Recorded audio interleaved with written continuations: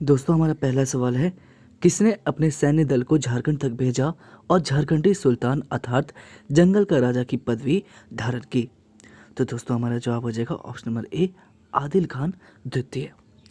अगला सवाल कहता है कि करो या मरो अंग्रेजों हमारी माटी छोड़ो का नारा किसने दिया? तो दोस्तों हमारा जवाब हो जाएगा ऑप्शन नंबर सी, बिरसा मुंडा ने। चलते हैं अगले सवाल की ओर। अगला सवाल कहता है कि झारखंड में अंग्रेजों का प्रवेश किस ओर से पहले हुआ था? तो दोस्तों हमारा जवाब हो जाएगा ऑप्शन नंबर ए, सिंहभूम। चलते हैं अगले सवाल की ओर। अगला सवाल कहता है कि नीलांबर शाही तथा पीतांबर शाही ने 1857 में कहाँ विद्रोह किया था? तो दोस्तों हमारा जवाब हो जाएगा ऑप्शन नंबर डी, पलामू में। चलते हैं अगले सवाल की ओर। अगला सवाल कहता है कि पलामू के चेरोवंशी शासक मेदिनी राय ने किसके समय में छोटानागपुर खास के नागवंशी राज की राजधानी दोईसा को लूटा और लूट के सामान में पत्थर का एक विशाल फाटक नागपुर द्वार या जिसे नागपुर दरवाजा भी कहते हैं भी शामिल था, जिसे मेदिनी राय ने पलामू के नए किले में लगवाया था? तो दोस्तों यहाँ पर हमारा जवाब हो जाएगा option number A, Raghunath Shah. ठीक है, चलते हैं अगले सवाल की ओर। अगला सवाल कहता है कि छोटानागपुर आदिवासी महासभा की स्थापना हुई कब? दोस्तों तो हमारा जवाब हो जाएगा ऑप्शन नंबर सी, वर्ष 1938 में। चलते हैं अगले सवाल की ओर। अगला सवाल कहता है कि झारखंड मुक्ति मोर्चा के संस्थापक हैं? तो दोस्तों हमारा जवाब हो जाएगा option number B, Shibu Soren. चलते हैं अगले सवाल की ओर। अगला सवाल कहता है कि मसानजोर झील झारखंड राज्य में कहाँ है? तो दोस्तों हमारा जवाब हो जाएगा ऑप्शन नंबर बी, दुमका में है। चलते हैं अगले सवाल की ओर। दोस्तों अगला सवाल कहता है कि झारखंड की राजधानी अवस्थित है? दोस्तों झारखंड की राजधानी रांची कर्क रेखा के लगभग मध्य से गुजरती है। 23.5 डिग्री उत्तरी अक्षांश को कर्क रेखा कहते हैं। तो दोस्तों हमारा जवाब हो जाएगा ऑप्शन नंबर बी, कर्क रेखा। चलते हैं अगले सवाल की ओर। अगला सवाल कहता है कि राजमहल की पहाड़ियों में कौन सा प्रमुख जलप्रपात है? तो दोस्तों हमारा जवाब हो जाएगा मोतीझरा जलप्रपात। अगला सवाल कहता है कि जमशेदपुर किस नदी के किनारे स्थित है? तो दोस्तों हमारा जवाब हो जाएगा ऑप्शन नंबर सी, स्वर्ण रेखा एवं खरकई नदी के संगम पर। अगला सवाल कहता है कि झारखंड के किस भाग में सर्वाधिक औसत वर्षा अंकित की जाती है? तो दोस्तों हमारा जवाब हो जाएगा ऑप्शन नंबर बी, नेतरहाट का पठारी भाग। अगला सवाल कहता है कि अजय नदी झारखंड में कहाँ से निकलती है? तो दोस्तों हमारा जवाब हो जाएगा ऑप्शन नंबर बी, राजमहल की पहाड़ी से। अगला सवाल कहता है कि संथाल परगना की पहाड़ियों में किस मिट्टी की प्रधानता है? तो दोस्तों हमारा जवाब हो जाएगा ऑप्शन नंबर डी, काली मिट्टी की प्रधानता है। अगला सवाल कहता है कि मुर्गी पालन शोध एवं विकास संस्थान झारखंड के किस जिले में स्थित है? तो हमारा जवाब हो जाएगा ऑप्शन नंबर बी, गिरिडीह में। अगला सवाल कहता है कि गालूडीह बांध कौन सी नदी पर स्थित है? तो दोस्तों स्वर्ण रेखा नदी पर ही है गालूडीह बांध। किस नदी पर? स्वर्ण रेखा नदी पर। अगला सवाल कहता है कि झारखंड के किन दो जिलों में टीन का भंडार ज्ञात हुआ है? तो दोस्तों हमारा जवाब हो जाएगा option number B, Hazaribagh Ranchi. दोस्तों अगला सवाल कहता है कि चंद्रपुरा विद्युत शक्ति गृह किस जिले में स्थित नहीं है? तो दोस्तों चंद्रपुरा विद्युत शक्ति गृह जो है ये बोकारो जिले में अवस्थित है।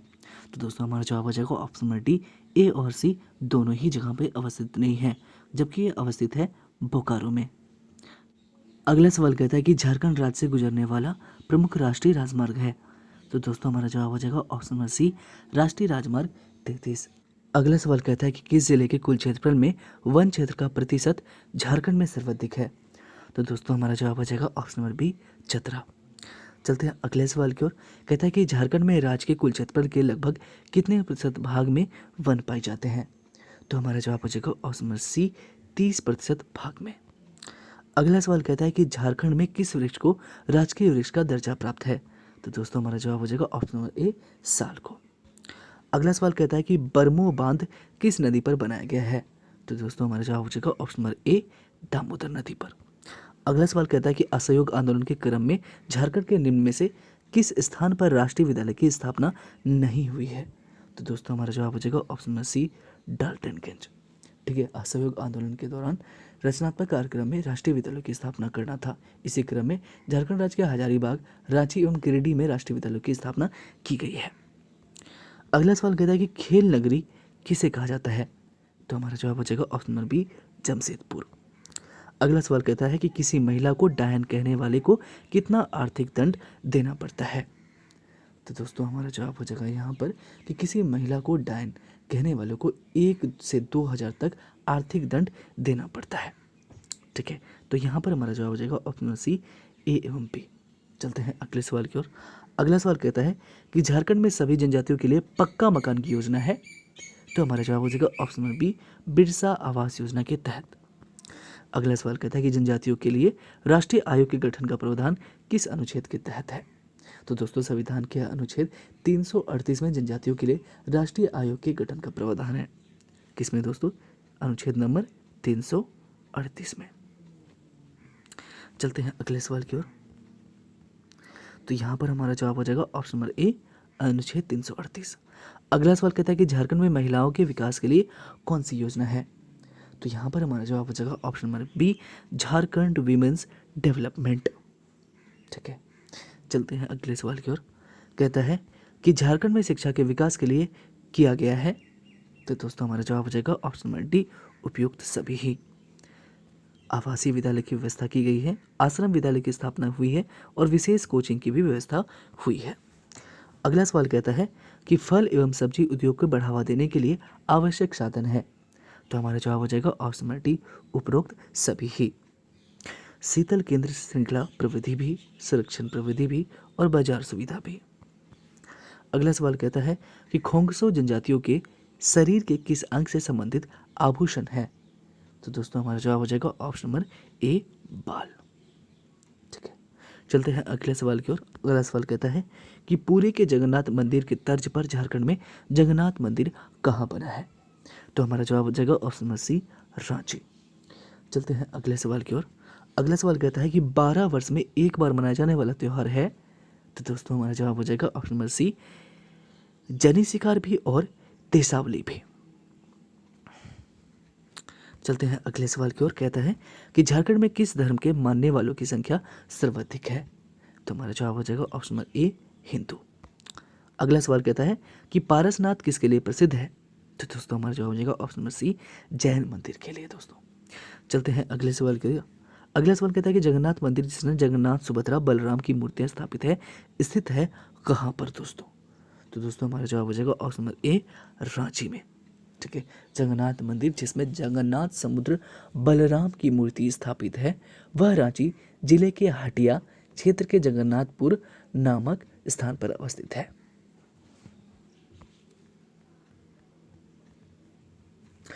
अगला सवाल कहता है दोस्तों, कहता है कि झारखंड का अमृत पुत्र माणंग गोम के जयपाल सिंह नाटक के नाटककार का नाम है।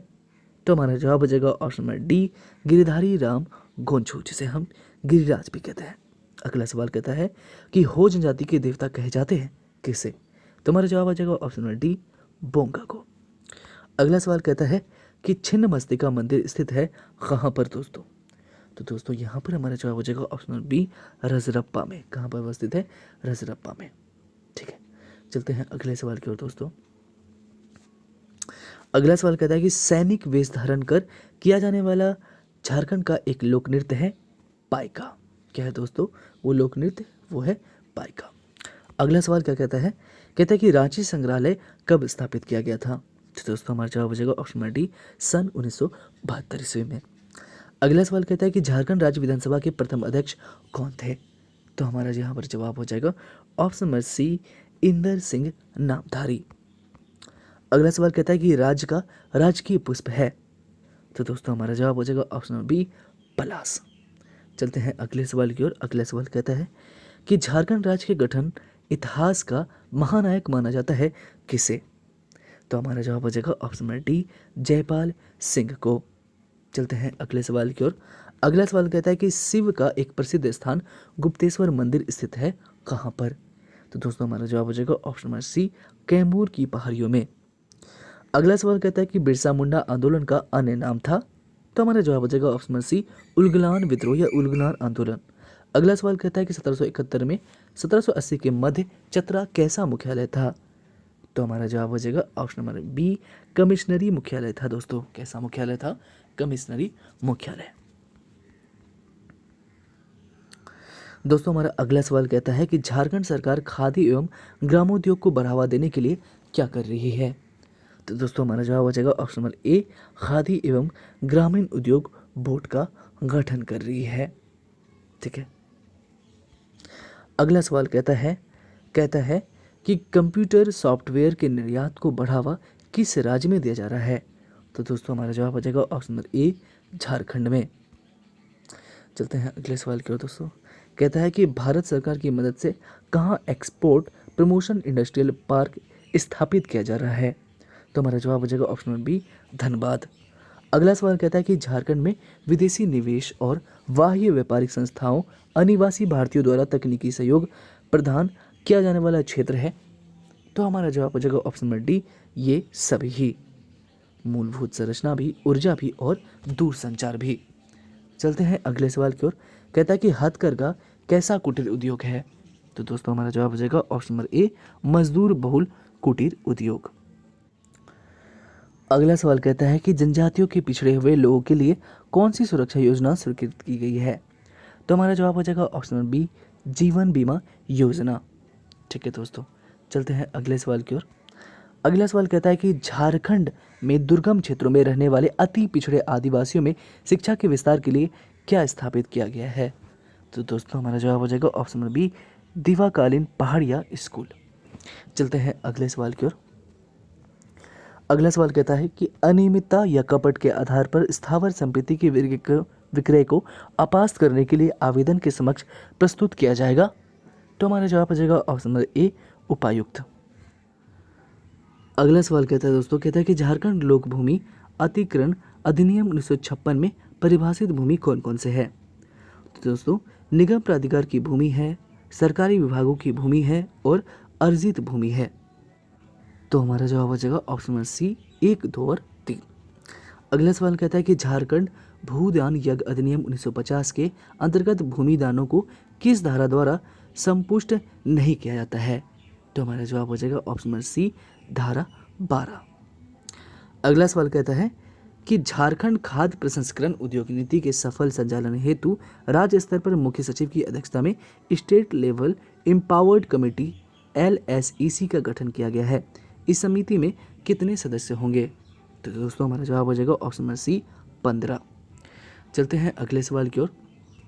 कहता है कि खाद्य प्रसंस्करण कोल्ड चेन मूल्य संवर्धन और संरक्षण इंफ्रास्ट्रक्चर की नीति के तहत सामान्य क्षेत्र में कुल निर्माण लागत जिसमें ब्याज सहित बैंक में मूल्यांकन परियोजना लागत अधिकतम 7 करोड़ से कितने वर्ष की अवधि के लिए किया जाएगा। तो हमारा जवाब हो जाएगा ऑप्शन नंबर सी, 7 वर्ष। दोस्तों अगला सवाल कहता है कि झारखंड औद्योगिक नीति 2001 के अनुसार प्राथमिकता के आधार पर कितने उद्योगों का चयन किया गया है। तो हमारा जवाब हो जाएगा ऑप्शन नंबर सी, 29 को। चलते हैं अगले सवाल की ओर। कहता है कि झारखंड औद्योगिक नीति 2012 के अनुसार विदेशी प्रत्यक्ष निवेश बढ़ाने के लिए राज्य सरकार NRI सेल की स्थापना निम्न में से किस स्थान पर करने का फैसला किया है। तो दोस्तों यहाँ पर हमारा जवाब हो जाएगा ऑप्शन नंबर डी, दिल्ली और रांची।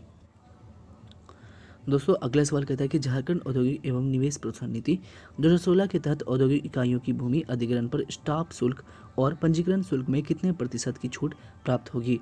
तो हमारा जवाब हो जाएगा ऑप्शन नंबर डी, 100%। अगला सवाल कहता है कि झारखंड की पुनर्स्थापना एवं पुनर्वास नीति कुल कितने अध्याय में विभाजित है। तो दोस्तों हमारा जवाब हो जाएगा ऑप्शन नंबर सी, 9। चलते हैं अगले सवाल की ओर। कहता है कि पुनर्स्थापन एवं पुनर्वास नीति 2008 के अनुसार पुनर्स्थापन और पुनर्वास प्रशासक के सर्वेक्षण और सिफारिशों के ब्यौरे के प्राप्त होने की तारीख से कितने दिनों के भीतर राज्य सरकार सर्वेक्षण के अंतिम ब्यौरों को शासकीय राजपत्र में प्रकाशित करेगी। तो दोस्तों हमारा जवाब हो जाएगा ऑप्शन नंबर बी, 30 दिन। अगला सवाल कहता है कि वेद व्यास आवास योजना का मुख्य उद्देश्य निम्न में से कौन है। तो दोस्तों हमारा जवाब हो जाएगा ऑप्शन नंबर ए, मछुआरों को आवास उपलब्ध कराना। चलते हैं अगले सवाल की ओर। अगला सवाल कहता है कि वेद व्यास आवास योजना के तहत वर्ष 2016 से 17 में राज्य के मछुआरों हेतु डैश आवास निर्माण किया जा रहा है। कितने आवासों का निर्माण किया जा रहा है दोस्तों। तो हमारा जवाब हो जाएगा ऑप्शन नंबर सी, 3000। चलते हैं अगले सवाल की ओर। कहता है कि खुदिया बियर योजना के तहत डैश गांव के 42,000 हेक्टेयर भूमि को सिंचित करने का लक्ष्य निर्धारित किया गया है। तो दोस्तों हमारा जवाब हो जाएगा ऑप्शन नंबर ए 27 गांव के। कितने दोस्तों? 27 गांव के 42,000 हेक्टेयर भूमि को सिंचित करने का लक्ष्य निर्धारित किया गया है।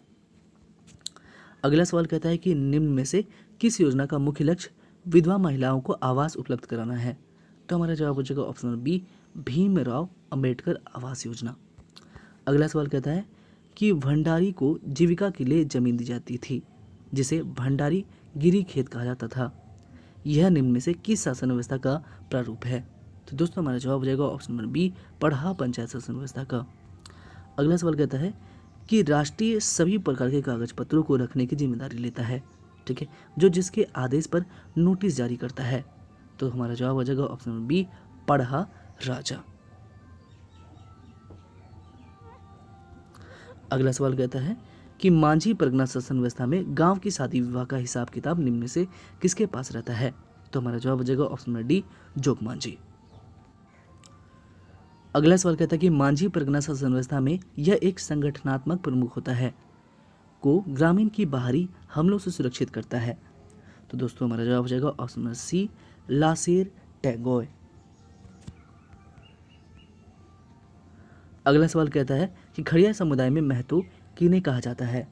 तो हमारा जवाब हो जाएगा ऑप्शन नंबर सी जिन लोगों ने कभी गांव बसाया था उन्हें ही गांव का मुख्य व्यक्ति कहकर महतो की उपाधि दी जाती है। ठीक है दोस्तों। अगला सवाल कहता है कि झारखंड में सबसे पहले क्रय नीति कब लागू की गई थी? तो हमारा जवाब हो जाएगा ऑप्शन नंबर डी 2007 में। अगला सवाल कहता है कि झारखंड की स्थानीय नीति बनने के समय स्थानीय भूमिहीनों के मामले भी उठे थे, उनकी पहचान के लिए क्या उपाय किया गया? तो दोस्तों ऑप्शन नंबर ए उसकी पहचान संबंधित ग्राम सभा द्वारा की जाएगी। अगला सवाल कहता है कि द्वितीय अपीलीय अधिकारी मामले की जांच करके सेवा अधिकारी अथवा प्रथम अपीलीय अधिकारी अथवा दोनों पर कितना जुर्माना लगाया जा सकता है? तो दोस्तों यहाँ पर हमारा जवाब हो जाएगा ऑप्शन नंबर सी 500 से 5000 तक।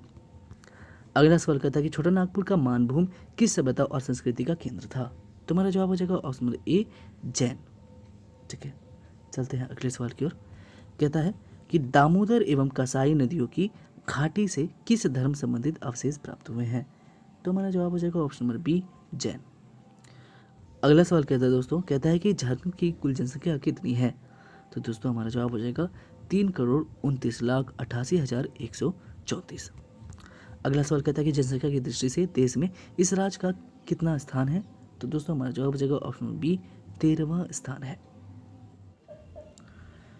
दोस्तों हमारा अगला सवाल कहता है कि झारखंड का सबसे बड़ा प्रमंडल कौन सा है?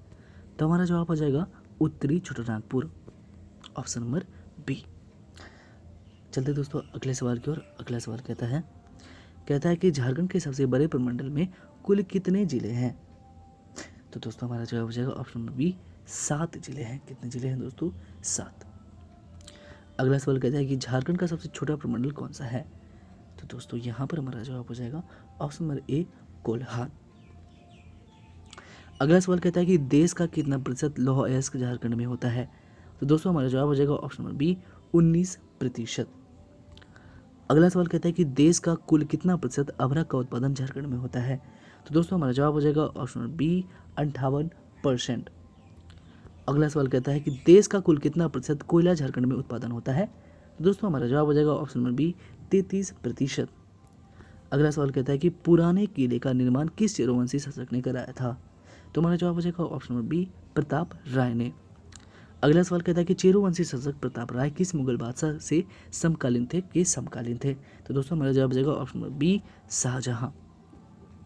अगला सवाल कहता है कि कौन सी जनजाति सिर्फ झारखंड में पाई जाती है? तो दोस्तों हमारा जवाब हो जाएगा ऑप्शन नंबर बी मुंडा। अगला सवाल कहता है कि मुंडा जनजाति का संबंध किस प्रजाति समूह से है? तो हमारा जवाब हो जाएगा option number B proto Australoid. अगला सवाल कहता है कि बोकारो इस्पात कारखाने का लौह अयस्क की पूर्ति कहाँ से होती है? तो दोस्तों हमारा जवाब हो जाएगा ऑप्शन नंबर बी क्योंझार। अगला सवाल कहता है कि क्योंझार किस राज्य में स्थित है जो लौह अयस्क की आपूर्ति करता है?